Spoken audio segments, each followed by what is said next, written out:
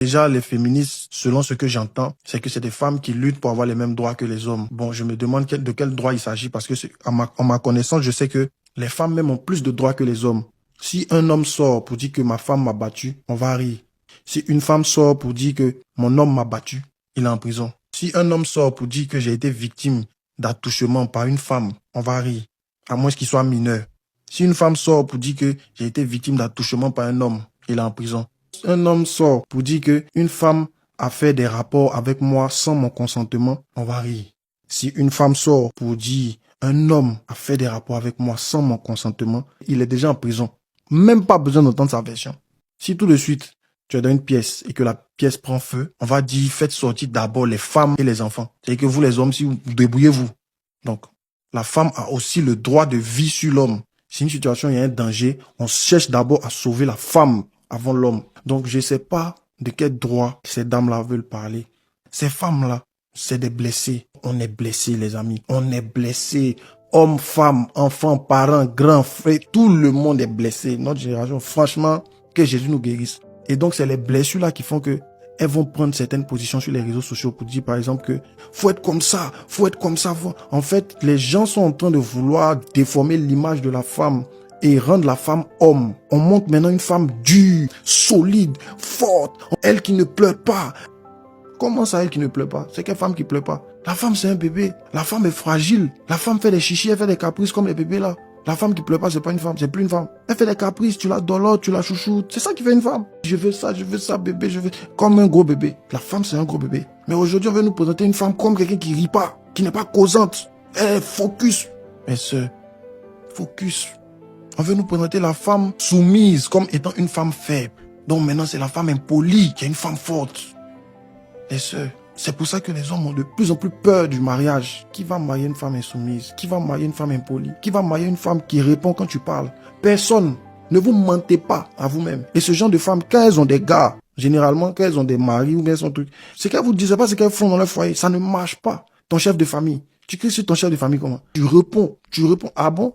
C'est ça qui marche. Mais vous constatez pas que ces femmes-là, généralement, elles sont seules. Elles sont seules. Elle veut se présenter comme la femme qui se suffit. Non, j'ai mes business, j'ai mes trucs, je me suffis. C'est faux.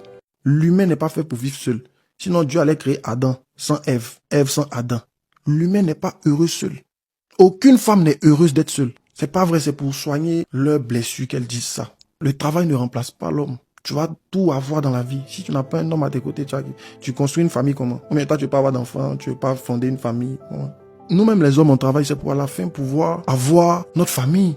S'occuper de notre femme, s'occuper de nos enfants dignement. C'est pour ça qu'on travaille. C'est pour ça que les hommes se battent. Tu as l'argent, il n'y a pas de femme à côté. Tu profites de quoi? Tu profites de rien.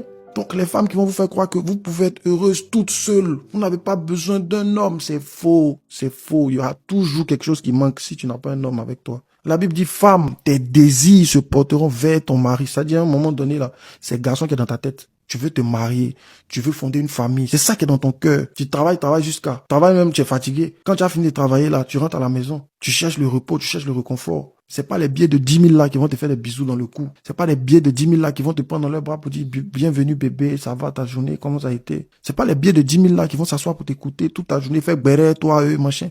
C'est pas ça. L'argent peut jamais remplacer un être humain. Mais aujourd'hui, c'est ça la société que certaines personnes veulent nous faire miroiter. C'est que tu n'as pas besoin d'un homme. Le mariage, c'est pas une fin en soi. Le célibat non plus n'est pas une fin en soi. Donc, comprenez que ces femmes-là, majoritairement, sont blessées. Elles vous donnent de mauvais conseils. Quelqu'un qui est blessé, blesse les autres. Et vous allez voir que ce genre de femmes, elles ont aimé un homme en particulier qui a mieux leur vie. Donc, elles sont sorties de là, elles ont dit non, non, non.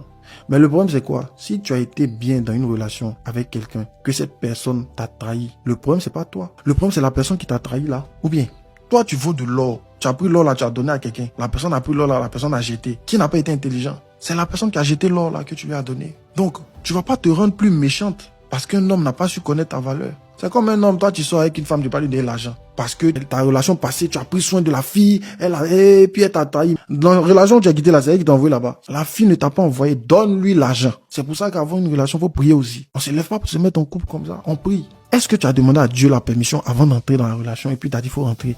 Est-ce qu'il t'a donné la paix? Est-ce qu'il t'a convaincu? Maintenant, tu viens crier. Tu veux devenir mauvaise. Tu es blessé. Donc, tout le monde n'a qu'à subir la blessure là. Tu es blessé, il faut te soigner. On compatit vraiment, tu as souffert, vraiment, Yako. Mais tout le monde a eu Goumé. Goumé, c'est comme varicelle. Tu dois avoir ça au moins une fois dans ta vie. Tout le monde va passer par là. Mais c'est pas pour autant que d'autres ne se sont pas remariés. C'est pas pour autant que d'autres ne sont pas mariés. C'est pas pour autant que d'autres n'ont pas rencontré l'âme sœur. Vous voyez? Apprends à guérir, apprends à pardonner, à passer sur les offenses.